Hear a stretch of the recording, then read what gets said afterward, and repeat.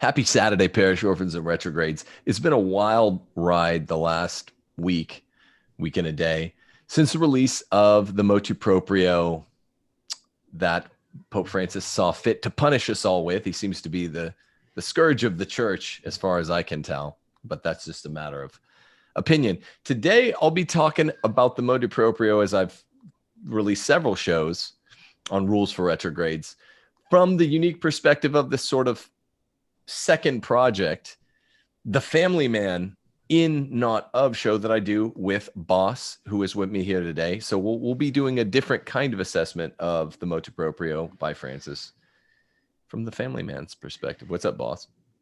Hey, thanks for having me back, Tim. It's good to be here, and I'm excited to kind of dig in a little bit further, like we talked about the other night.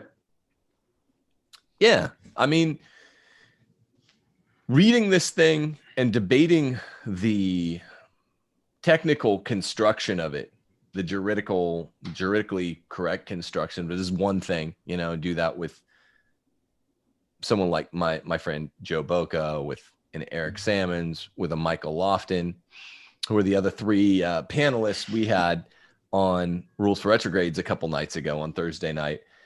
But it's quite another thing to take whatever bullet points can be taken away, and then we carry them into our weekend, right? Today's Saturday, and everyone's out there living their weekends with their families, however they see fit, and getting ready for the second liturgy day, Sunday, which is tomorrow, since the release of Motu Proprio, Traditionis Custodes.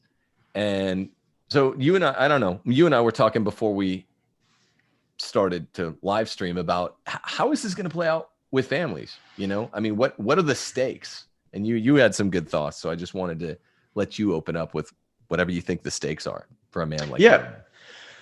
Well, I mean, we kind of were talking about like Pascal's wager, and I mean, we were getting kind of into it. And the thing that I'm most worried about, I think I sort of mentioned at the end of the last kind of conversation, was that in the midst of all of this are family men like you and me who are caught in the position of, we're trying to do what's best for our wives and our children, hopefully one wife, not multiple wives. And so that would be really awkward. And so what we're trying to do is causing arguments among them.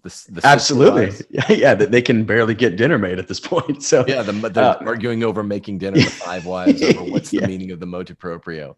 Exactly. So it's like, we need to figure out what we need to do. Where do we go? Who do we talk to? And so I kind of slowly or sort of got in there. We need to talk to our priests. We need to write a letter to our bishop, which some people were, kind of scoffing at on Twitter and things. And we need to go to the places that we talk about our faith, where we care about, like the priest and what they say in our parish and our community, but we normally don't necessarily think of, right? So that's one thing that I definitely think we need to do. The other thing is, I know for right now, like my Latin Mass, our Latin Mass, I guess that you come to also is safe in a way for now, where I have friends who they have no clue. They've not had a word yet. And so that's the other thing we need to be mindful of. And so if they're thinking we need to go to the Novus Ordo Mass because that's all we have close now, and they're shutting everything down, I wouldn't be so quick to dunk on them and to dismiss that. I mean, they're responsible for their family and their souls. We're not responsible for that. So if they want to defer to the church authority, like they probably should at this point, then they're going to have to do that with the local bishop and their priest. And it's very easy to get caught up in the argumentation and all the things that go on and forget that. So that was the big thing for me that came out of this, is just the on the ground rubber hitting the road ramifications, I guess. Yeah. And of course, for my part, I would just say to be deferent to the clear instruction of Holy Mother Church is always first. And again, I've talked several times about the kind of paradox. I versus other Catholic podcasters might not have that built in as much to natural temperament or whatever, being obedient. But for me, it's a clear first principle. It's like, once this thing clarifies and the dust settles, it's just like, whatever it says, I am prepared, as I told Michael Lofton, to obey a wicked pastor, a wicked pope.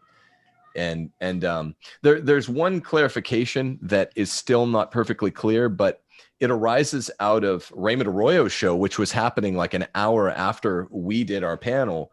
Cardinal Burke called Cardinal Mueller and the Papal Posse, which is Father Jerry Murray and Robert Royal, all were on Raymond Arroyo's show. So it was 5 really important guys, 5 really red-pilled guys. And of all of them, I love Arroyo. I love the Papal Posse. And particularly Cardinal Burke is probably the prelate in the church that I listen to the most automatically, even though he's not Pope. And so he said something that gave me grounds for, I was debating one point with Joe. Cardinal Burke, by the way, says clearly, he's reaffirmed it several times, SSPX is in schism. So let that be known. You just made a bunch of friends there. Yeah. Cardinal Burke. Yeah, I'm sure he cares. No, I'm talking about you by saying that. Like, oh yeah. No, well, I mean, I'm just, before I make this clarification, so he's with me on that. Right. That Joe and I, my friend Joe Boca, who attends SSPX chapels, who wanted me to clarify, he's not a religious. So according to Cardinal Burke, adjudicate, favor of Tim there.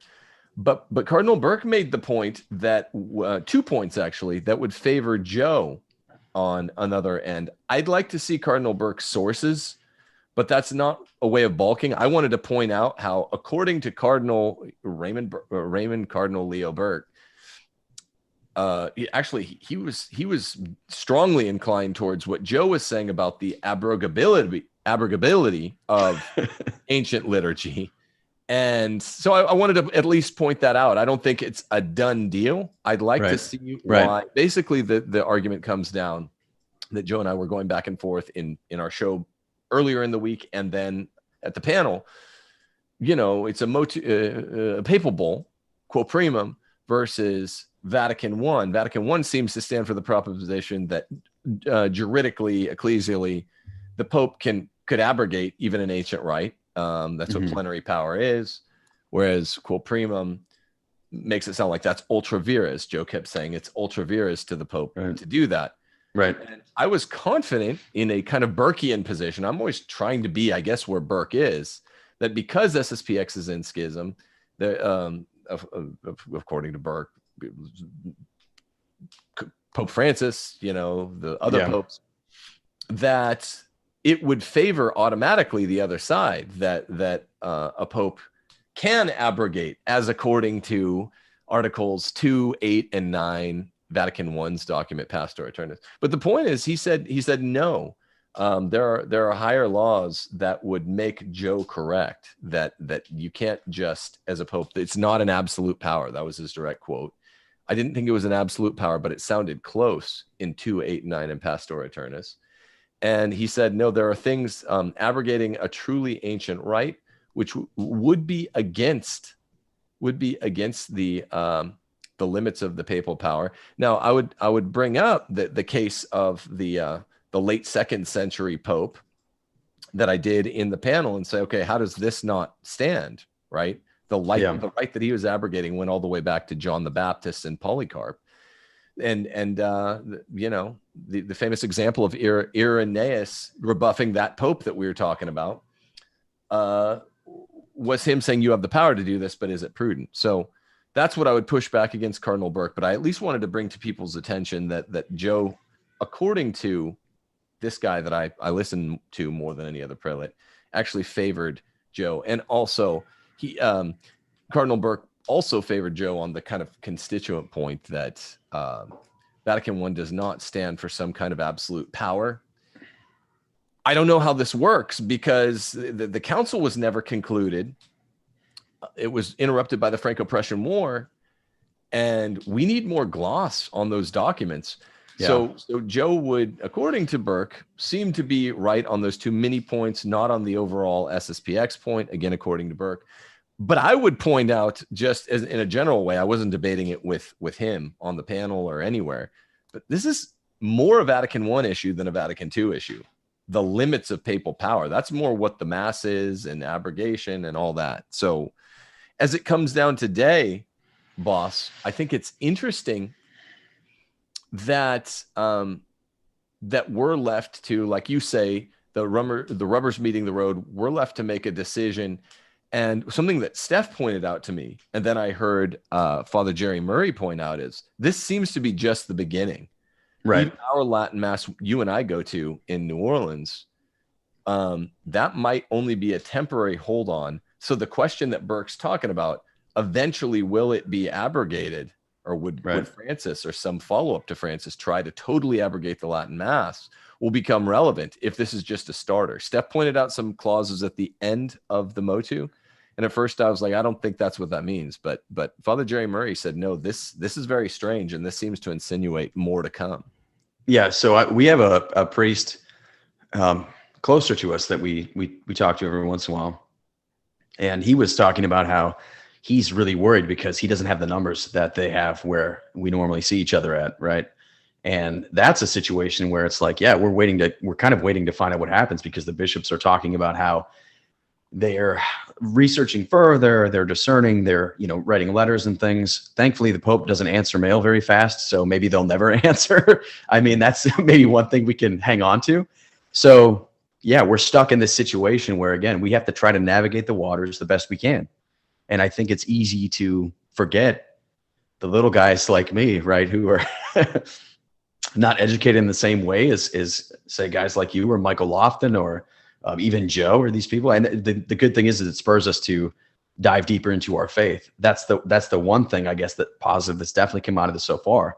But in the meantime, we're hanging on to what we have as the Latin Mass right now. And like I said the other day, we will cross that bridge when we get there. Hopefully we don't get to that point. I don't know where we're at right now. It's really tough. And then I think just today I was talking to you and sent you the article, or I guess it was maybe like a blog spot that Edward Fazer wrote, which really pointed to the idea of, like I said, is he, he talks about the SSPX and stuff, but again, that's not even the major focus, right? I mean, there's so many other groups too, that it's like, there's nobody who's going to obey this that wasn't going to obey this. That's just how it is. The people that want to try to fall in line and do what they're supposed to, they're going to, and the ones that aren't, they're not going to. So again, it goes back to that gun control tweet that I sent out, that I guess I thought it was a banger, but they can't all be zingers, as they say. Well, that was the funny thing. Like, I thought that could be kind of a congealing moment on the panel. I look, it's beyond a doubt. Like, sometimes you get in a fight with you're getting an argument with your wife, and you're like, here's the funny thing that's funny that both of us can laugh about. Or you get in a fight with your friend, and you're like, this is something that I did that was funny that I know we'll both think is funny.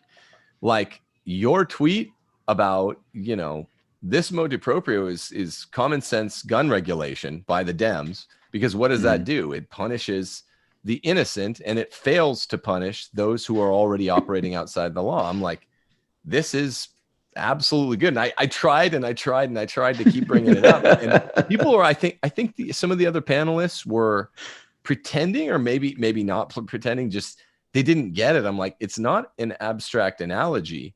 But yeah, the phaser, actually have the phaser thing up. Or maybe I'll read. That was a really good post that Phaser had. It really is. And let's be honest. I mean, Phaser's like wicked smart. He's a really smart dude.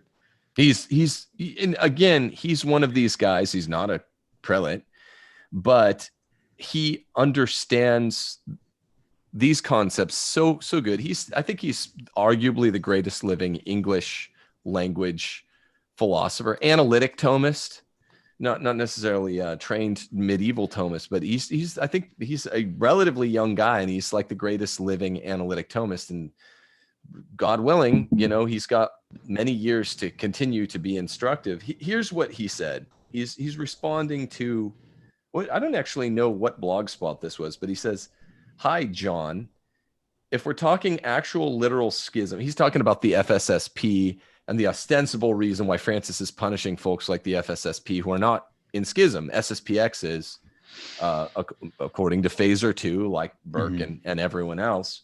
If we're talking actual literal schism, then no, I don't think they're well-founded at all, the claims. First, most trads inclined that way are already either associated with the SSPX or Sedevacantists. These are the two groups he's saying. Obviously, they'd be in schism, what have you. So they aren't in the first place the sort of people who would even want to attend a TLM offered by either the FSSP or at a regular diocesan parish, which is the point of your tweet, right? This is the whole point of common sense gun regulation. Yeah, exactly. In fact, people who love the TLM who attend these masses, this is even more your tweet, do so precisely because they do not want to be schismatic. SSPX, sedevacantism, whatever. In my experience, the vast majority do not approve of the SSPX, much less of sedevacantism, precisely because they have a horror of schism. So there's him driving the point home in a third way. They want to go only to a Latin mass that the church approves. And now for this obedience, they're getting kicked in the teeth. So it's funny. It's funny how weaponized ambiguity works, isn't it? Because we all make fun of Francis when he does it. But when we start talking about fellow travelers on the right, where it's a civil war, it's a civil war. This fighting, debating SSPX is more like fighting brothers, right? These are not bad guys like Father James Martin in the left who just want to make the church the Masonic church or what, Masonic temple. These are people that love tradition, that love, that love the patrimony of the church and the tradition of the church. So it's much more like a civil war rather than fighting the Soviets, who are just our opposites. And that's really important to mention, obviously. I mean, it's literally like that. It's like brother against brother. But here's what I'm going to say. I'm going to level a challenge to a lot of the other podcasts. I noticed this on the panel some.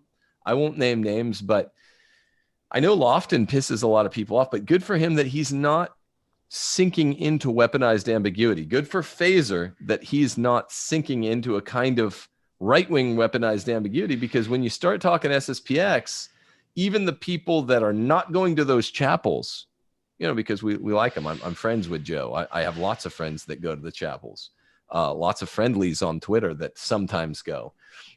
Everyone starts becoming Pope Francis, starting to codify what they're saying. Like, well, even you said I didn't say SSPX. I'm like, what was the whole point of the tweet? Okay, so I do need to clarify that. Go ahead and finish your point, but I do want to clarify that.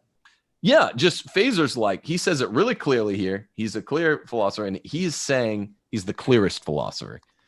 And he's saying, boom, Grover's tweet or whatever. And I'm like, thank you. I don't know how that got, quote unquote, I'm going to put scare quotes, lost in the mix on the panel.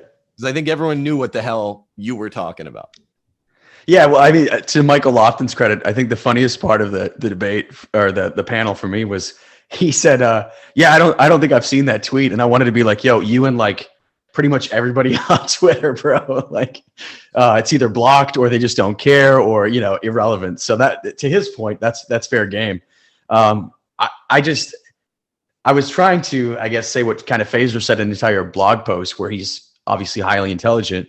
And yeah, it made me laugh. And I think to your point, when we went down to the conversation earlier, I think it was, you said Steph Lazinski, I think it was, she was quote tweeting it saying, yeah, this is, something about the SSPX. And I was like, look, I'm not specifically saying SSPX in my tweet. I'm just pointing out the fact that it's anybody who's, like you said, Burke says that, the Pope has said that, Ecclesia Dei, all these things have said that, but it's everybody who's just, let's be honest, the SSPX isn't just going to take this and run with it. Oh, okay, the Pope said this, we're gonna listen, right? They've been fighting this point for how long now? So just because it didn't specifically say that, I wanted to point that out. It's not just pointing out SSPX, because a lot of people do that. They forget about the fact that there's SSPV, who are I don't even know, too metal for SSPX. I don't know how to explain that. Super mega SSPX. There's SSPX mega resistance. They're all these. Yeah. There's so many groups that are schismatic off of there's 3 people left in New York, the Diamond Brothers or whatever it is. There's so many things where I wasn't trying to just point the gun at the SSPX. I have a lot of friends who attend SSPX chapels.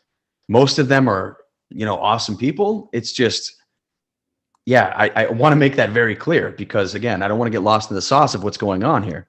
This is very real, where we have to make decisions of what's best for our families and our wives and whoever, is in our purview, that we gotta focus on getting ourselves to heaven.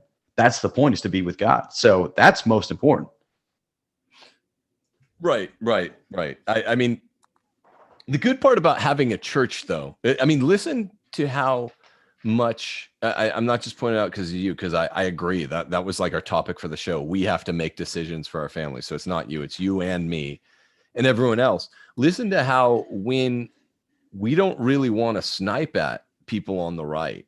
I mean, some people do, but that's generally not it. Everyone pretty much on this, the faithful side of the church isn't like chomping at the bit to go after the SSPX because it's like, well, I mean, this is a civil war. No, Lee did not want to go fight against the North. Robert E. Lee, arguably the US's greatest general of all time, right? This dignified nobleman from the South who has to fight against the North. He doesn't want to. He doesn't want to fight against the, drunken degenerate.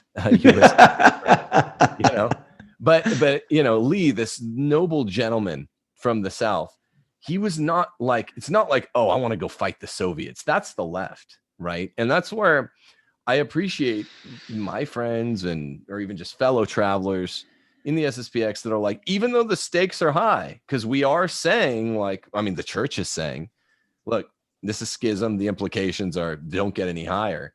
Like, I'm not celebrating. Now, I don't celebrate the fact that we're saying really high stakes things about leftists either, but it feels a lot easier to say them, right? It feels a lot more like I'm going to take up arms and go fight the Soviets in, 1949. Right. To talk about the leftists, but we still have to, and this is what I try to do, I guess, even if I'm going against a leftist or a national Catholic distorter type. Like, the best thing is let's go with the facts. This is why I keep bringing Joe Boca on, because he's really cool and he does a really good job going with the facts and doesn't try to vilify me. He knows I'm not trying to vilify him, even though the stakes are high about what we're debating. And I think it's pretty clear, but he thinks it's pretty clear too. And once there's mutual respect and both sides acknowledge, I'm not looking to fight this guy. This is more like a brother. This is a lot more like a brother, like North versus South Civil War. It can change the whole tenor, and that's what we are trying to do with the panel. Nevertheless, it's pretty hard to get around the force of your tweet. I'm going to say it for the 10th time. It's pretty hard to get around the force of it, given that Edward Fazer just said it in a longer blog response. And Cardinal Burke, who is by no means a normie, right? He says we need to reconsecrate Russia. I was just doing a count on Cardinal Burke and his non-normie positions. Yeah. He's pretty clear. He's highly suggestive about the third secret of Fatima in a way that I am too. I'm not really a straight up normie either. He's been more than suggestive about, we need to reconsecrate Russia, not a normie position. And he's saying that there are limits to papal power, even though Vatican I and Pastor Eternus lays them out in the way that the super normie church seems to. He's contradicting that. So he's pretty, and he's not normie. This should be number 1, but it's point number 4 on my list. He's like the OG of the Dubia Cardinal. Who spoke out to Francis when he was the Grand High Inquisitor. Well, he's probably the only Dubia brother that's still alive, isn't he? I mean, how long ago was that? Brandmuller. It's him and Brandmuller. Yeah. But I mean, dude, talk about, you're like the number, people say the Grand Inquisitor, the prefect for the Segnatura, is like the number 4 in the church. He's the number 4 in the church. And he directly posed a dubium to Pope Francis. People need to remember, he had more on the line. He had more skin in the game, and he did it before anyone else, aside from the other 3 Dubia cardinals, long before Vigano, long before Schneider, long before. He is a baller. So it's really unfair, and most, I'm not saying most SSPX do this, but it's unfair to put him as just a cowardly normie. It's like, no, he's just looked at the clear facts and disagrees with you. He's also looked at the clear facts on Fatima and the consecration and Pope Francis, and is like, not a normie. I mean, he's hardcore. He just admit it. He disagrees with you, and he disagrees with you honestly. And there are tons of good people like Joe Boca in the SSPX that are like, we just disagree, but we're both good dude. Clearly a good dude, Joe, and clearly being intellectually honest. And some of the everything else we agree about lets me know he's being intellectually honest. So it's a civil war. We want to be ginger while being direct. And that's what I've tried to do. Well, to your point though, I mean, obviously there are things where James Martin's going to tweet something out and you're not going to come on your show like the next day and be like, oh, hey, wait, I may have been wrong about what James Martin said. Right. Now, Cardinal Burke comes out and says something and you're like, hey, there's an opportunity here where maybe things could be clarified and something comes out later and I'm wrong, right? So that's to your credit that you're willing to do that. I mean, there's, like you said, the left of the church where they're just beyond saving in a lot of sense. Obviously they're not, because of, you know, God's mercy, and hopefully we pray for them and they'll come back into the fold. And then there's guys that are, it's a civil war, and we love these guys. We talk a lot with them. They're our friends. There's a lot of them on Twitter or in private conversations and things through chat that we have. And like guys like Joe, who I didn't really even know until he started coming on your show with you. And yeah, they're very intelligent, nice guys. And it's not like this, I guess, you know, like you said, the stakes are high, but it's not the same as fighting the left at all. It's really not. I mean, the left is, they're trying to rip as many people as they can, as quickly as they can away. It's when you go to a parish and the priest changes something. So I've been to a parish when I was first coming back into the church, and the priest introduced Latin for something. And then people started getting in an uproar and they were getting angry. And it's like, those people were already kind of gone anyways, right? They're filling a pew, they're keeping it warm. It's cultural, it's whatever. This isn't like that at all. It's a whole different sense. And it's tough. It sucks. I mean, it's really tough. And hopefully we're all, you know, in good faith, praying for each other and rooting for one another. And yeah, it's terrible, because it's so clear when you look at the left's positions, the left of the church, which isn't a thing, right? It's just not a thing at all. So yeah, to your point, you're willing to say that, like, hey, this could be something that's clarified later. Maybe I'm wrong, but right now it's pretty clear where we're sitting. I try to always be willing to, what I try to really do is be willing to like say, okay, this is clearly right. This is clearly wrong. This might not be as clearly right or wrong.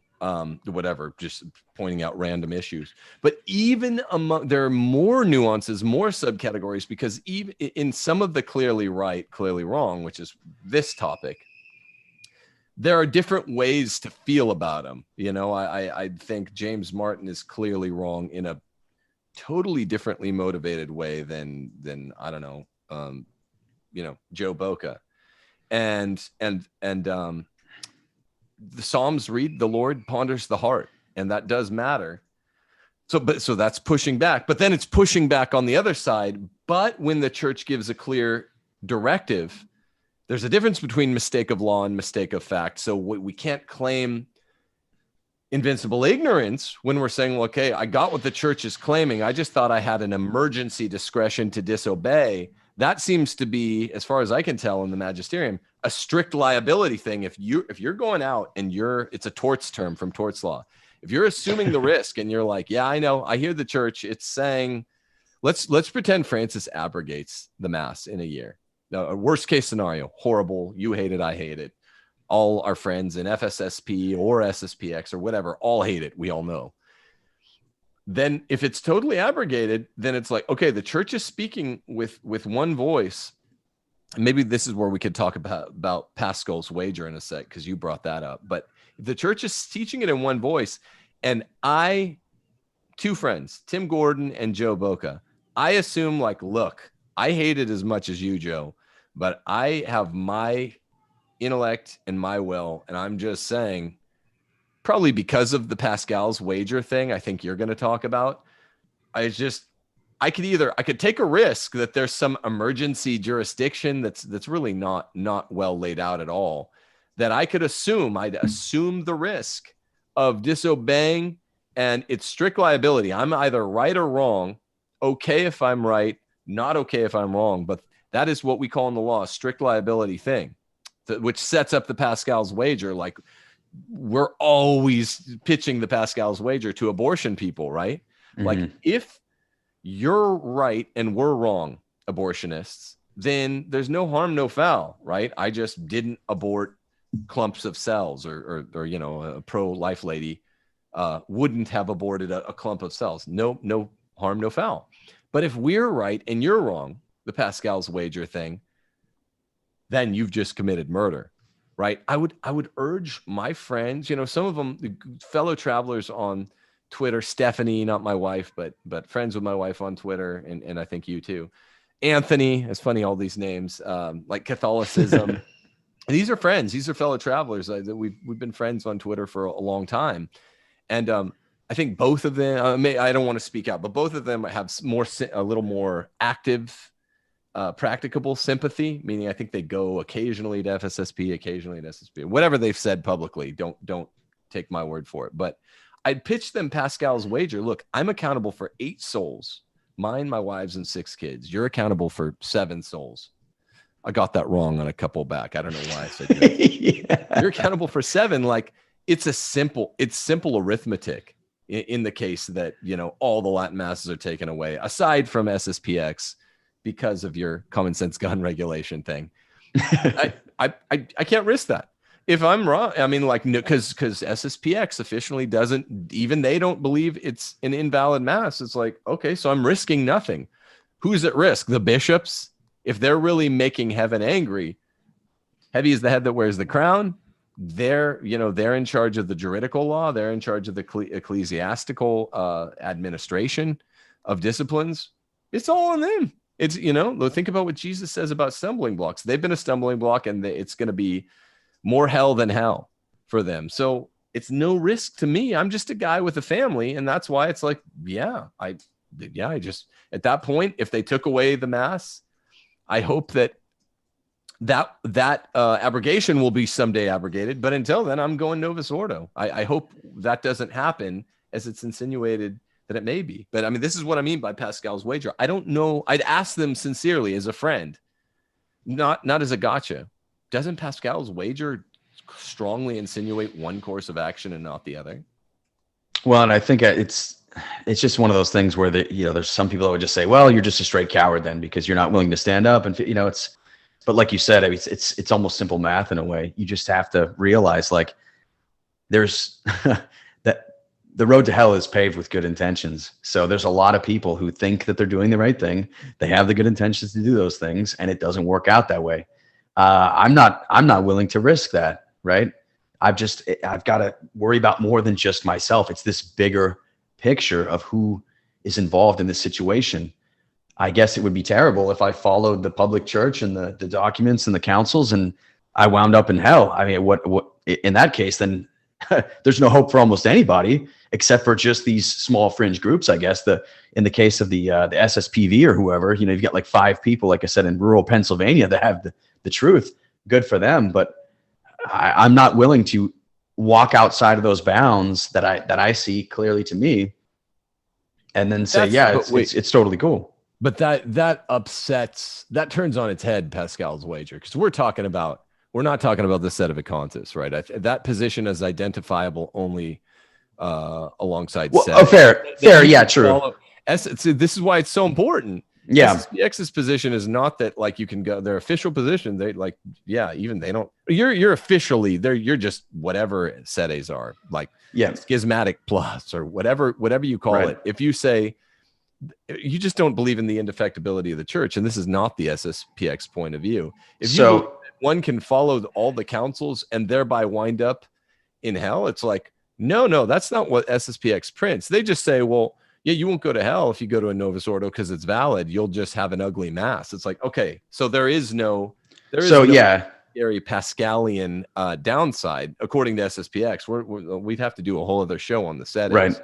So let me be clear then, because at risk of being called a coward or whatever it is, I will not take my family to the SSPX chapel should they abrogate the Latin mass. I'm not going to do that. Yeah. Okay. I'm just not going to do that. And I have lots of friends that will completely disagree with me. I'm sure my phone's about to blow up as we speak, right? With like DMs and messages and things. That's fine. That's my choice. That's what I'm going to do. I'm going to take my family to whatever our closest, well, not closest, because I don't even believe in that, but whatever the parish that we attend, what they decide, what my priest decides in conjunction with the bishop and things, that's what I'm going to do. I'm not going to go down that route that the SSPX is correct in this situation. I'm not going to do that. I'm not going to make that wager. And I strongly encourage them to think about it the same way. And if they truly feel that they are, hey, that's on them. I'm not in control of them or their families. But it really sucks because, again, it's like a civil war in that sense. And I don't want to see that. Yeah, but at the same time, it's like, yeah, I mean, maybe you guys are right, and it doesn't, by the logic of heaven. So I mean, this isn't my belief, so I'm contradicting my own belief. But like, I wish you guys the best. So like, why would anyone get mad again unless they're going caveman and obscuring the rules of civility? Like what I'm saying here is literally, I mentioned Anthony and Stephanie, the two people in the room with me right now, but different, the same name, different people. On Twitter, friends that I've long liked. I like a lot of their tweets and stuff. It's like, yeah, I'm not mad at you guys if let's say in 2022 the Latin Mass is forever abrogated and you go. I think they're already going occasionally. I'm just trying to reason with you because I like you or care about you, but I'm not going to blow up your phone, or I'm not going to spam you with stuff. It's just like, consider Pascal's wager. Pascal's wager doesn't, by definition, one side is risk averse and the other side is risk stacked, or else Pascal's wager breaks down. We're all assuming that for non-sediment contests, this would be SSPX and us alike, just whatever you call it, just Catholics, that we're playing by the same configuration of what is risk averse and which side of the equation is risk stacked. It's the precise reason that they would call you a coward and not doing something rash, which is the excess of the stuff of courage, is not cowardice.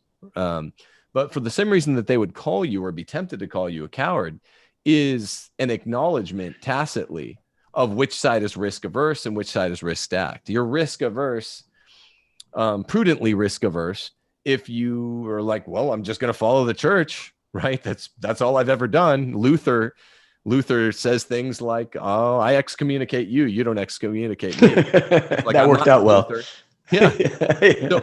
So you can't say that there is no risk with going to the Novus Ordo. We know what risk we're running. It's a very minor one. It's okay. You're going to have, if they don't amend the Novus Ordo or bring it more into conformity with Sacrosanctum Concilium, as of right now, you and I go to a Latin Mass in New Orleans together some weeks, then it'll just be an ugly liturgy with like Susans singing like boomer music, and it puts me in a little bit of a very bad mood sometimes, but that's the extent of the risk. The risk on the other side is schism, hellfire, whatever. Yeah, so that's very true. I just ask people to consider that, like, yeah, this is it's just as you and I and Stephanie and Anthony and whoever else that we like on that other side, or Joe, just as we all five of us pitch to the abortionists, it's like, just consider the risk. And no, I'm not saying they're abortionists. People can't handle analogies. Yeah. The risk is similarly malappropriated. Can't use analogies, can't do things like that. Similes, analogies, none of that's allowed. You have to speak very clearly on every single thing that you've ever said, and everyone has to understand it all the time, right? That's why my tweets are so fire all the time online. Right. And Michael often doesn't read any of them. Michael often doesn't even read the tweet that he made against me. Yeah, he didn't really make it. That was a sock account, evidently. Yeah, well, to me later. I'm just, Michael. I'm not. I love fake news, man. Hey, so one thing I also wanted to talk about, if I can pivot, if not, let me know. This is your show, and I'm just merely a blue puppet here. It was so it was the whole idea of you said you hadn't seen the questionnaires that are allegedly making the rounds, right? Asking people to swear fealty to the Vatican II documents and the Pope and all of these things, and I was mentioning how that really seems like, from people that I've heard who have experience with, say, the government or the military, the whole idea of like swearing allegiance to Biden and his presidency. Do you remember me bringing that up at all? Because you were kind of confused, and I've seen those going around Twitter. And I was saying it's kind of weird how these leftist tactics are the same, whether they're in the church or they're, the government or whatever it is. Yeah, no, I didn't know about it at the panel. Then we talked after the panel when I was picking up food for the fam, and you told me, and I didn't know then, and now I've seen. I would just say, Francis is a leftist. The enforcers of the unholy malappropriation of the Vatican II liturgical document, Sacrosanctum Concilium, which is not at all anything like Sacrosanctum Concilium, they would, here's what they would do. And again, because I'm an originalist, I'm a textualist, they'd say, swear allegiance to Vatican II documents. I'd be like, dude, okay, I don't think that's, they're trying to make it a leftist tactic, but it's not in this sense. Here's how we can solve the problem. You want me to solve the problem right now, America or Catholicism? Give me that Sacrosanctum Concilium Mass, and I'm good, man. I mean, as Raymond Arroyo pointed out, he was like yelling about it on his show. This means ad orientem every time. Latin Gregorian chant at Mass every time. Get that hymnal nonsense out of there. I mean, those are like, to me, the liturgical posture. Oh, no touching it with your dirty hands. No altar girls, right? What's the other stuff? The preferred music is Latin chant. No hymns. Yeah. What else? Kneelers. You're only allowed to receive communion on the knees. And much of the Mass is still in Latin. It's much, which implies more than 50%. Dude, give me Sacrosanctum Concilium and let me sign that doc right now, as long as it binds Francis and his apparatchik cronies who implementing that Mass. That is the Vatican II document. That's what's so crazy to me is that, again, it's this idea that again, these people I know in the military or friends and whoever, they're like, yo, I've never had to redo my oath to my enlistment into like the Constitution and the government, all these things. Like I've already done that. That's the whole point. Like I've already done that. I go to Mass every week. If we only had this thing where we profess it every week and we say what we believe and we're there. So obviously we're showing up every week. That's who we are. It's like, that's what the creed is, right? Like that's kind of already implicit in being there. If not, I wouldn't be there in the first place. So how about we get everything straight where we do things like the documents say we should have, right? That's why your binder theory was so interesting to me, where you said like, yeah, all of a sudden everybody drops their binders at the same time and like everything changes. Boom. Now we've got, Susans and we've got people doing all this crazy stuff. We're going to blow out all the kneelers. We're going to pull out all the beautiful stuff. It's just confusing and embarrassing. The masses that I've seen traveling is just crazy to me. The hardest part of my travel with my family is like, where am I going to Mass? That's the weirdest thing, because I'm not going to scandalize my children. I'm not going to scandalize my children. The craziest point is like this tweet going around now where there's the priest is giving a homily, it looks like, and behind him, somebody's messing around in the tabernacle and drops our Lord all over the floor. And the priest is like hearing it and like kind of looks and like just sits down and like lets it go on. What is going on? I mean, clearly something is just so wrong. But yeah, sorry to digress. What I was saying is like, yeah, it's just this weird tactic of like, we'll swear allegiance to these things, and it's like, yeah, we already have. That's why we're here. That's why we're still here.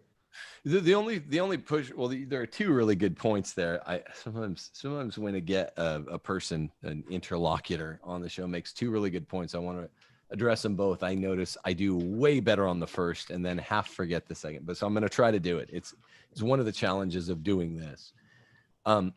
Firstly, traveling and being on a car vacation and going to many masses over the course of 3 or sometimes 4 weeks, whatever. Sometimes I roll vacations into giving talks. So we'll do 3 or 4 weeks at a time. This proves beyond a shadow of a doubt what the normies in the church, centrists in the church, have said for 5 decades, that there's nothing to see here, people. It's like, okay, that is a lie. That is a lie, because rereading Sacrosanctum Concilium, which Raymond Arroyo said he did this past weekend, it is an outrage how much closer Sacrosanctum Concilium is to the Latin Mass, the TLM, than to the Novus Ordo. And it represents an organic change. That was the other thing that Burke says I'm wrong on, that Joe is right on. I want to get that out there. I said organic, inorganic. This is not a distinction of kind. It's a distinction of degree, which means we should jettison it. Burke says I'm wrong. So I just want to get that out there, because I'll always tell you when I'm clearly wrong, and Burke is clear enough on that point. So it would be more like what Joe and the trads are always calling an organic change, to follow Vatican II on Sacrosanctum Concilium. If you don't believe me, if you trads out there, if your friends who are watching this are going to be blowing up your phones are mad, go read it. Go read books. Don't burn them. Right. Go read. Sacrosanctum Concilium is a red pill. In some ways, it's a white pill, because it's like, oh, wow, this is not just a normie talking point. Now, here's the redder pilled, more based, non-normie talking point. There is, I forget what Supreme Court case it is. There is a self-evidencing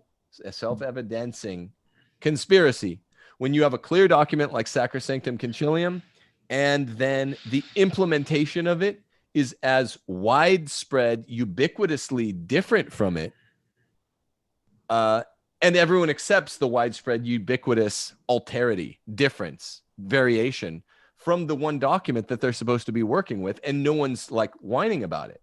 And that's what I've called binder drop theory. People on Twitter are saying, look, this motu proprio makes binder drop theory a lot more plausible. I think it was always eminently plausible. When I go on a vacation with my family and four masses are done in a way that doesn't hit the Sacrosanctum Concilium mark, but they're missing the mark in the exact same ways, I know there's been cheating. When I was a teacher and a student got a fill in the blank answer way wrong, bizarrely wrong, conspicuously wrong, if the answer is Charlemagne to a question and they put in Michael Jackson and it's 4 students, that's self-evidentiary that there was cheating going on. You're allowed to just say that is res ipsa loquitur, this is cheating. That's what binder drop theory is. If all of the students drop their binders at 257, no, there was a foreordained conspiracy to not follow Vatican II. So I just don't know why good trads who are honest, if you're interested in, quid est veritas, go read Sacrosanctum Concilium and be like, oh, wow, this is totally, totally acceptable, which is why Archbishop Lefebvre signed it and why he said he signed it even as late as 1988. He's like, yeah, there's continuity here between the Sacrosanctum Concilium document and the Latin Mass. It's a lot more like Latin Mass, people. I'm going to be the one out there saying it. I've been the one to say binder drop. Sacrosanctum Concilium reifies a Mass a lot more like it. It's the Concilium that took it, and in ways that no one was raging against, aside from a few outbursts from Ratzinger, who said no. It doesn't look like the Missal of Paul VI. So this is very important stuff. Your second point is only leftists make us sign fidelity statements. Here's my answer.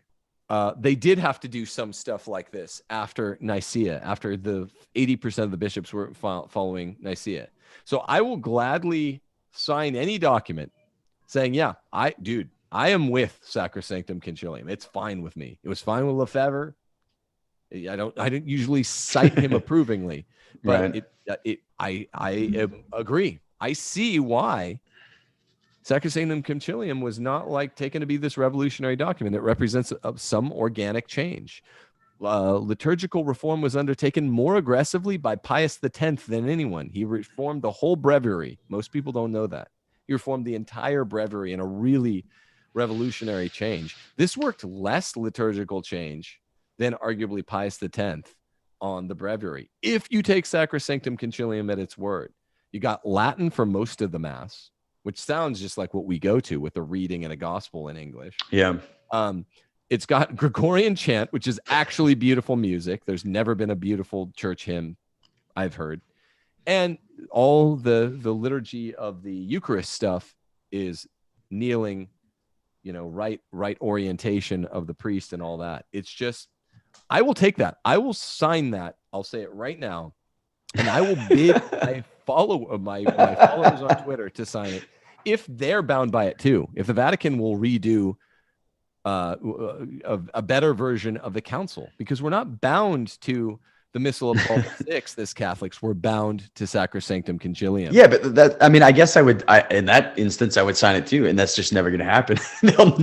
I just don't see them going back and reforming the Mass from the document Sacrosanctum Concilium the way it should be.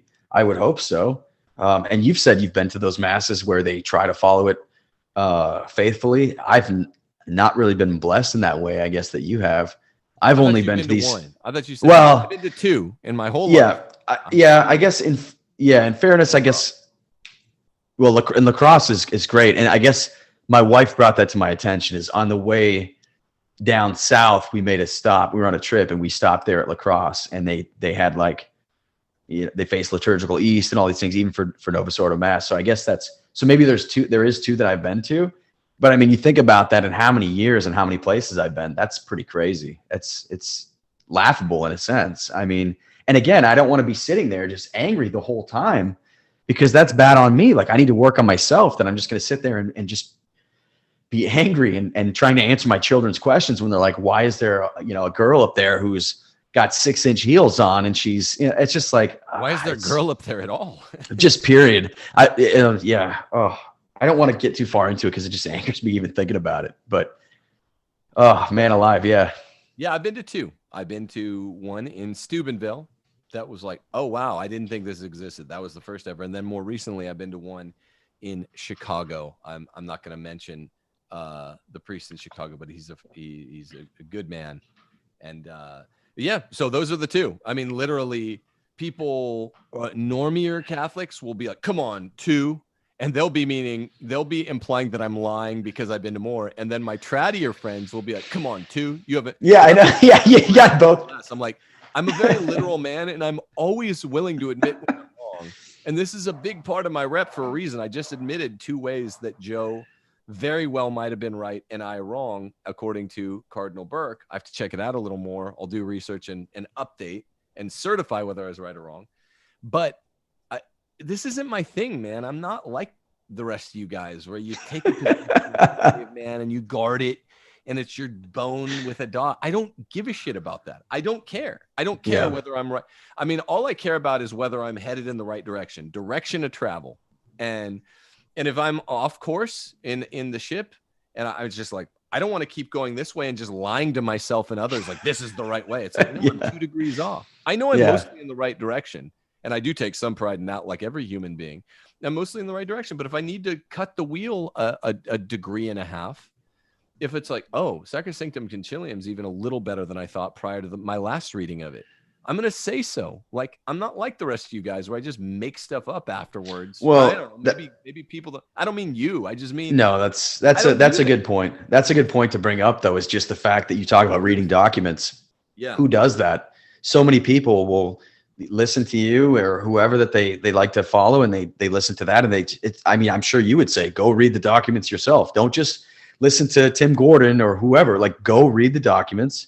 And again, talk to people, like talk to your priest, talk to whoever. Like, don't be that person that's just spouting off these things that you hear and regurgitating them. Read the documents and get into them yourselves. I'm guilty of that sometimes too, right? How often do we have time to just sit down in silence and like read something and actually pay attention to it? I have very little time in my day to do stuff. I have to really be very intentional about what I do.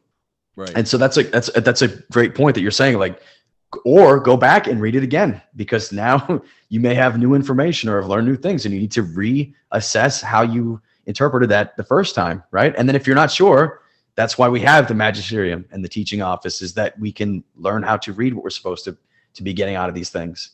Right. Which it also enables one to, the other thing that enables you to do is to think creatively and problem solve creatively, and to take a slightly different tack without sacrificing the principle, like being willing to go read Sacrosanctum Concilium. The last time I read it, because I'm writing this Vatican II book, is like, oh, I always knew it had no error in it and it wasn't that bad, but I'm like, oh wow, it's basically everything I want in a mass, with truly, because I was wrong on this, organic change, which is a real distinction. Already admitted that. Joe is right. It's a true organic change in the Latin Mass. That's all Sacrosanctum Concilium was. That's why Lefebvre and Ottaviani signed it. Ottaviani might not have. That's why the conservatives signed it, right? For the SSPX people out there. He on that document, he definitely wasn't necessarily wrong to sign it. Now, afterwards, we had the binder drop thing happening with Bunini and blah, blah, blah. And the Concilium, Communio arose up because of Concilium's skullduggery. most of you know that history as well or better than I do. But the point is, why don't we change tack? Here's where being open, truly open-minded, not lefty, weirdo open-minded. Why don't we change tack and be like, let's hold the lefty apparatchik, Francis, evil, wicked prelate, and Sankt Gallen co. That's all this deep church. Why don't we just hold their feet to the fire? Trads, join me. Why don't we just say, look, Vatican II, that's a done deal. That's an ecumenical council. We're not schismatics, right? That's what we're aiming not to be. Because all the schismatics in the history of the world had good intentions. Think of the Jansenists. They were just trying not to be libs, but some of them anyway are in hell now. So here's what we're going to do. Sacrosanctum Concilium. Let me swear. Why do I have to swear allegiance to, can we go back to Sacrosanctum Concilium? Can we revisit okay, you had this Missal of Paul VI for 50 years. It was valid, even though it was clearly wayward. How about the new trad rallying cry is, let's get Sacrosanctum Concilium? Well, why won't people get behind me on that? Go read the doc and see what you think. I mean, it's not our choice anyway. It's already done. So it's got the force of magisterial reasoning behind it. But I'm telling you, as far as you trust me, I'm really impressed with it. Arroyo, who's also trad-minded, was really impressed with it. And he's like yelling about it on his show all world over. Let's just say, give us Sacrosanctum Concilium. How about that? Well, and the thing is like, to make my position very clear, like, again, I do prefer Latin Mass. I go to Latin Mass. I don't attend the Novus Ordo Mass. I almost maybe should, in a sense, where I go now, just to see, because I haven't. And maybe that's not fair, honestly. But yeah, for a time there, it's like, I just wanted to be, hey, we had this experiment. We tried this Mass of Paul VI, and maybe we go back to the Latin Mass now. We went through this crazy phase. It was in the 60s. A lot of stuff was going on, whether it was the Americans doing their thing or whatever it was. The church somehow got influenced, but now, hey, we're just going to go back right on track. But to say that they're just going to come along and say Vatican II never happened, mistake, that's just not even realistic. And I think a lot of people are in that camp where they just think, oh, it'll just be stricken from the record. It's just not a thing. That's just. I'm saying that literally, I agree with all that. Sacrosanctum could give us a basically all Latin Mass. What we go to at St. Pat's on Sunday is not all Latin because of the reading and the gospel, right? That literally is in conformity. A mostly Latin Mass is my reading of Sacrosanctum Concilium and Raymond Arroyo's and others. I think it's pretty clear. It's supposed to be given pride of place. We could have that. It would just be slightly different than the TLM, but it would be an organic change. Who cares? Give us that. And it's better than the other option. Now that Francis is moving and shaking, why don't you be good to your word, Francis? We know why, because you're a wicked apparatchik. So that brings up two real quick things, because I just want to get all these thoughts out that I have. Is that in the Motu, I was talking to somebody and I said, yeah, well, I mean, they already say the gospel and in English, right? Like when the Mass stops and they go to the actual homily, Father does that. He reads it in English. So we're already doing that, right? Because it doesn't stipulate how the readings are done in English, does it? So that's what's weird with this Motu. There's not enough information as far as how we're supposed to follow it. And then the other thing was wicked pastor. Boy, were we getting slammed on that. We were getting really slammed online for saying wicked pastor about Francis. It's like demons only say that. Hey, I don't want to say wicked pastor either, but let's just call it what it is. He's being a wicked pastor with the way that he's behaving. There's just no way around that. So I will not backtrack on saying that. I don't think you would either. That's ridiculous. I don't think I'm a demon for saying that, and I don't think you are. Wait, I didn't see anyone saying that. So I have to confess, I admit when I'm wrong, but I love when people step into my snares. The reason Lofton was like, no, I wouldn't have taken you to task on that, is because the term comes from the Council of Trent. Right.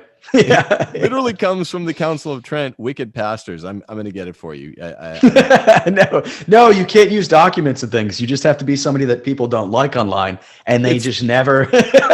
It's more delicious than that. It's the Council of Trent quoting Matthew chapter 23 and Jesus saying, obey the wicked Pharisees. The Council of Trent said, what did Jesus say?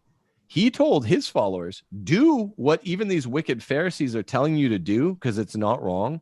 Just unlike them, don't do as they do, right? Do as they say, don't do as they do. obey wicked pastors. And then Trent uses the expression itself. I need it here. Yeah, if you want to expound on that, I'll find it here in my phone. No, I think it's so funny because that was one of the things that we've talked about before is you were like, welcome to the online world where, just people are, everyone gets an opinion nowadays. And it's just some of the funniest stuff you'll ever read.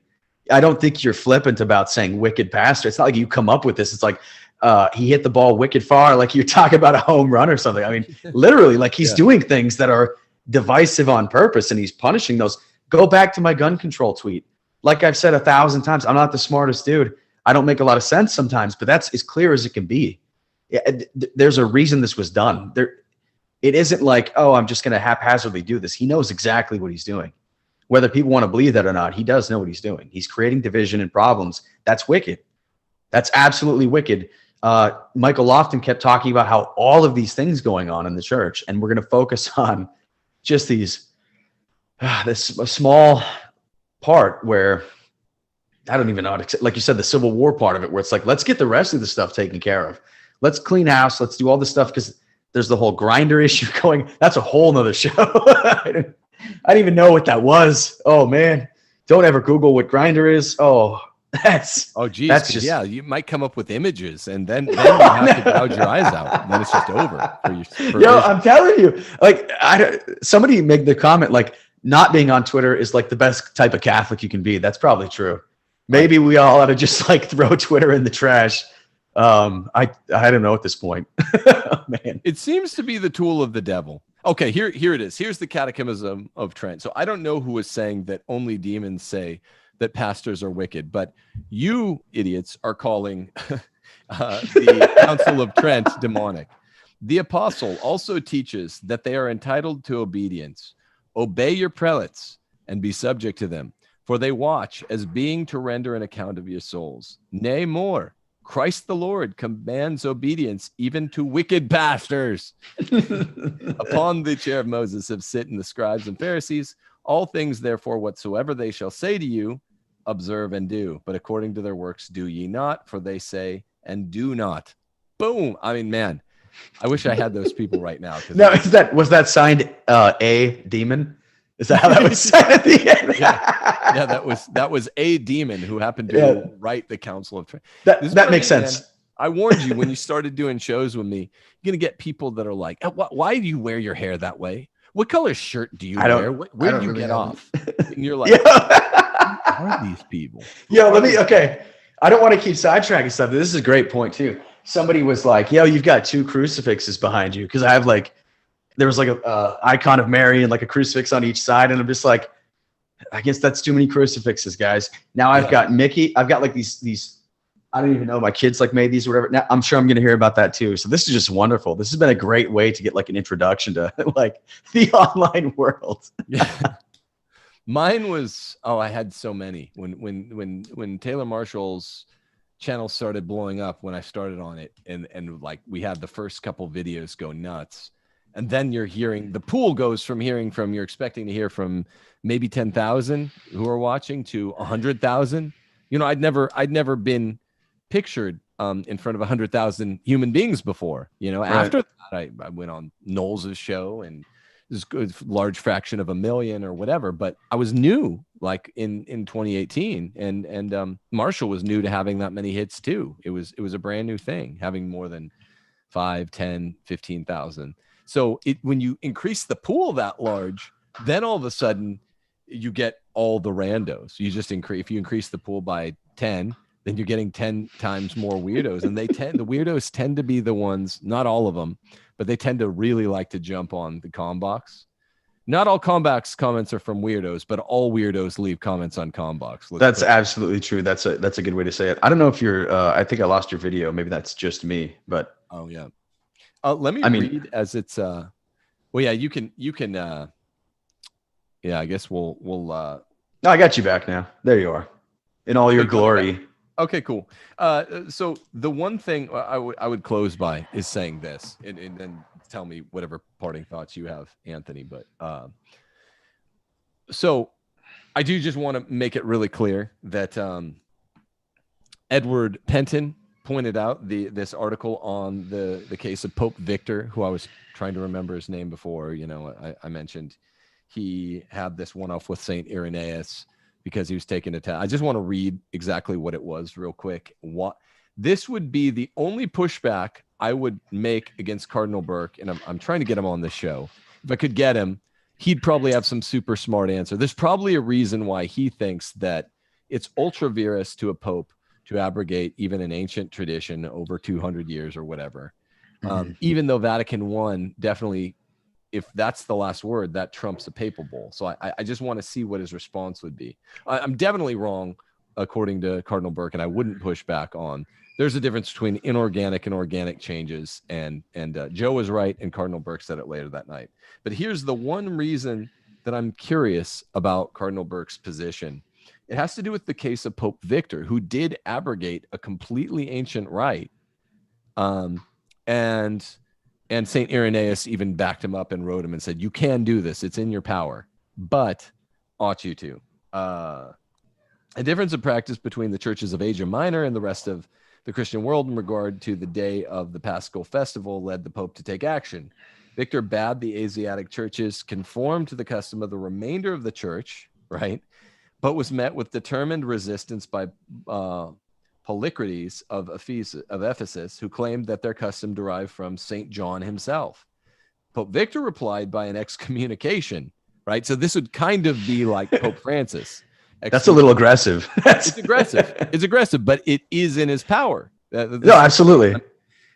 It's a bit aggressive. Saint Irenaeus, however, intervened, exhorting Victor not to cut off old churches on account of a point which was not a matter of faith. He assumes that the Pope can exercise the power, but urges him not to do so. Similarly, the resistance of the Asiatic bishops involved no denial of the supremacy of Rome.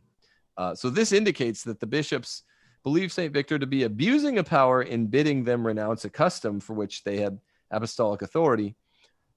Victor, seeing that more harm than good prudentially would come from this, withdrew the imposed penalty. This means he had the ability to do it, but he didn't. So I have a hard time getting away from that, but there might be some, really, I'm not being facetious. There might be something I'm missing because Cardinal Burke is a canonist. I'm just a philosopher.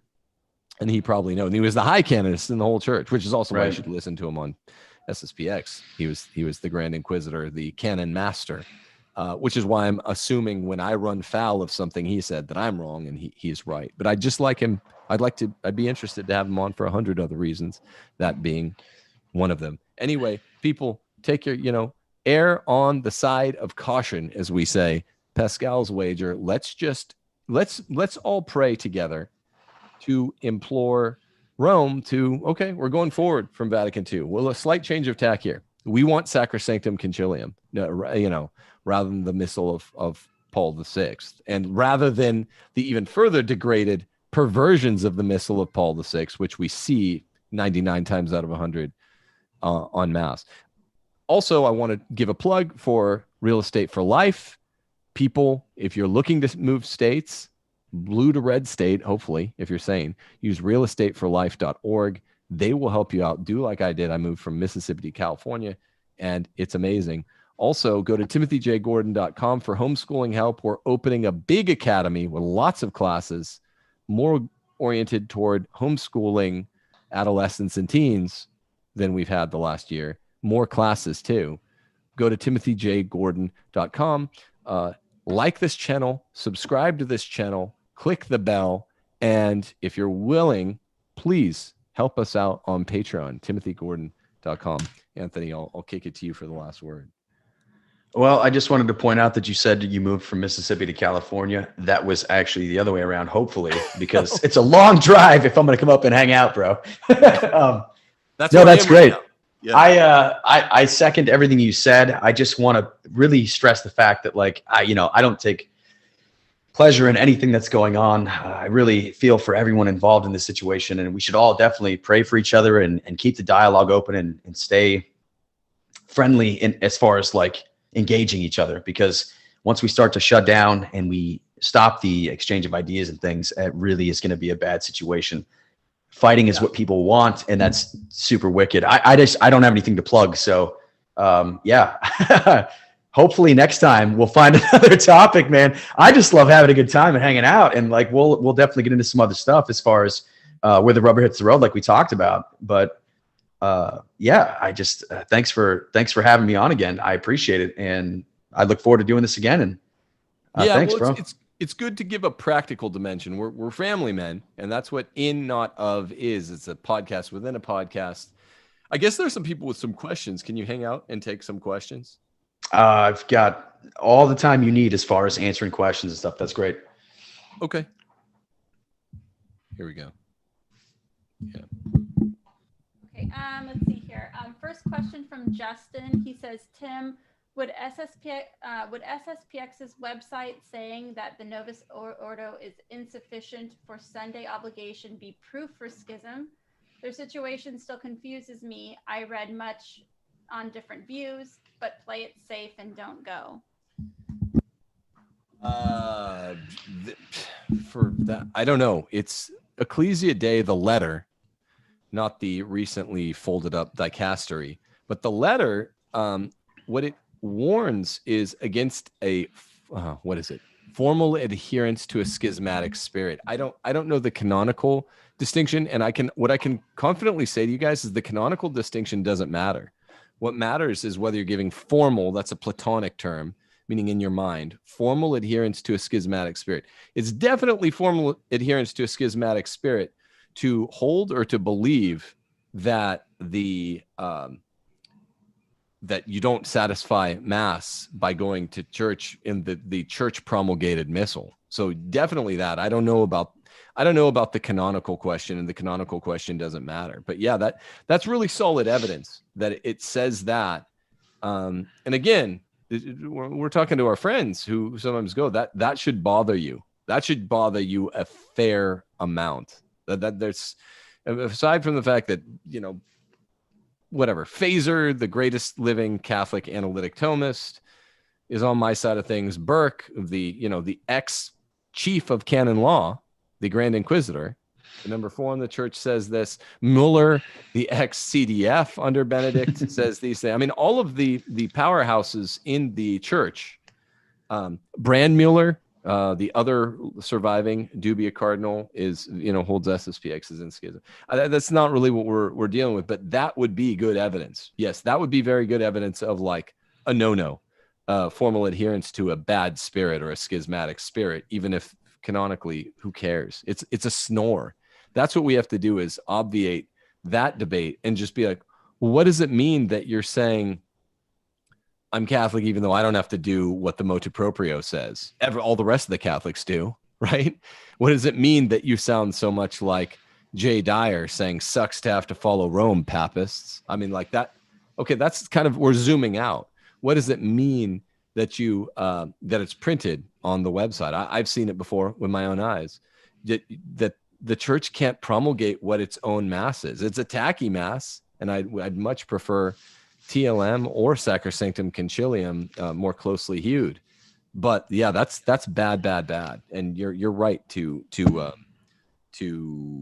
play it close. We thinking in terms of Pascal's wager is what we do every day, unless Judge Learned Hand had this formula: B is less than PL. The burden to make a change on the potential tortfeasor is less than the probability of some loss times the size of the loss. When it's a big loss, like being in schism, hell, if you don't repent before your deathbed, then you bet we go with Pascal's wager. You have anything to add to that, boss? I would say yes. No, yeah, obviously I agree with what you're saying. Like, I just look, as far as I understood, the official position of the SSPX is the mass is valid, but that it's insufficient, and that it can actually be spiritually harmful in some cases, which, yeah, I mean, I've been angry. I've been talking to my children about how scandalous it seems at times, but I will not go to the Novus Ordo Mass and instead attend the SSPX if I don't know 100% certain that it's an invalid Mass, in the sense that I've talked to somebody who has the knowledge for that, and they say, yeah, it's just absolutely invalid because of the way the priest does it or this or that. So we'll see. But that's weaponized ambiguity. That, because you're reminding me. Yeah, I always thought their position was, yeah, it's valid.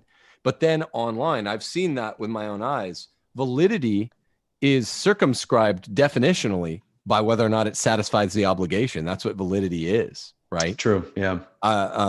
We're not even talking about lyceity. We're talking about like the obligation wouldn't be dispensed. It's a bit much to have them telling us what's valid. Yeah, this is Luther saying, don't. I mean, I'm not trying to keep the rhetoric hot. I think we've been keeping it nice, but it smacks of, maybe it's not Luther outright, but it smacks of Luther saying what he said after the papal bull, which excommunicated him, saying, you don't excommunicate me, I excommunicate you. It's like, well, you guys aren't in the position to be saying right. You have zero authority to do that. No authority. You're the ones that are. Like novice order priests aren't doing that. Yeah. They're telling people what mass is or isn't valid because they know which ones aren't. Well, I mean, they probably just don't. They just don't know, to be fair. Some of them. No, but even the ones that are like, oh, I know these trads are angry and they reproduce like rabbits and all the leftist apparatchik, wicked Pastor Francis stuff, that they know of the Latin Mass. They don't know the particulars. And yeah, they've never told me, and neither did Ecclesia Dei, neither did JP2 or Benedict XVI. No one's ever said that it doesn't satisfy your obligation on Sunday. They're kind of creating a third term the way Francis does with admissibility on the death penalty. That's like a third term that's meant to be ambiguous. They're using weaponized ambiguity, the SSPX, there by saying it, because to me, whether or not it satisfies the obligation it hews much closer to validity than to lyceity. No, that's a good point, and obviously that's the whole licit versus valid thing. And what I will say is this: again, I know I sound, timid or whatever. You call me whatever you want, a coward. Like, talk to if you have a good priest, or somebody who's a good priest that maybe is not your personal priest, talk to them.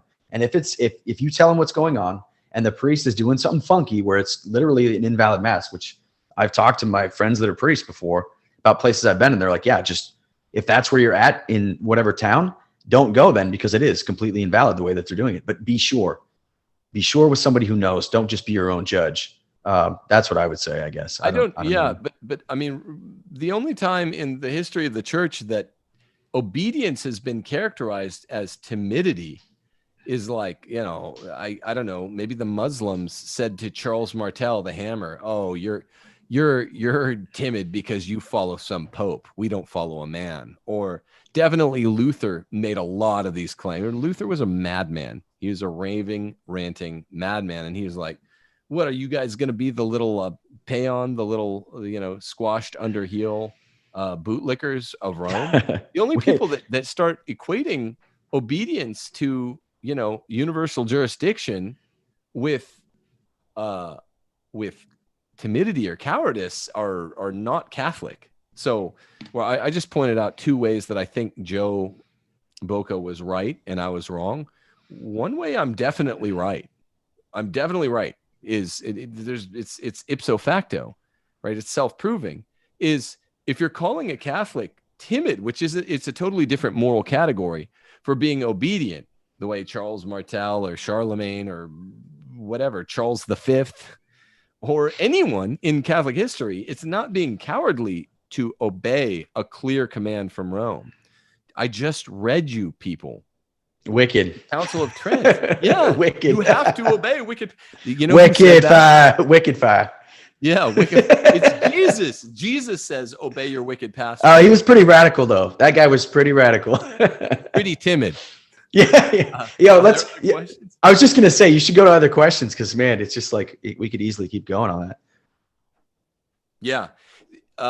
Sometimes they ask above and where they. So if anybody else has a quick one, then that's fine. But I really would like to just finish on this point that obedience is a completely different category from timidity. That's like saying, it's like what the feminists say. It does have this schismatic spirit. It's what the feminists say about obedient wives. They're not timid. Obedient wives are the most robust. They're the best. They make the strongest families. They make for the strongest married women. The sassy, weak, timid ones, sassy and timid, are the feminist wives that refuse to obey, refuse to submit. So this is a totally pedestrian, I would say, adolescent kind of equation, just a false equation, timidity and obedience. I mean, no one's ever really called rules for retrogrades timid. We're delving into the issues. We'll take on any of these issues where it's like, well, this is controversial, even on the right, and no one really wants to be at war with their brothers, like I said about the Civil War. But I'm willing to say the quiet part loud, man. I'm willing to say, oh, I'm not trying to hide anything. It's just obedience and timidity are like different moral categories. There's no overlap. If anything, they're oppositely correlated. So, yeah, I'm glad that came up. Anyway, God bless you guys. Deus Volt, we will prevail. Let's make the rally cry Sacrosanctum Concilium. If we have to sign this thing, then we want it. We want it rather than what we're seeing right now. Let's hew closer to Sacrosanctum Concilium than you're doing. And Sacrosanctum Concilium is a lot closer to the TLM than the abominations we're seeing at so-called Novus Ordo parishes on Sunday. Thanks for being with me again, boss. And you guys take care. Take care of your families. Deus Volt.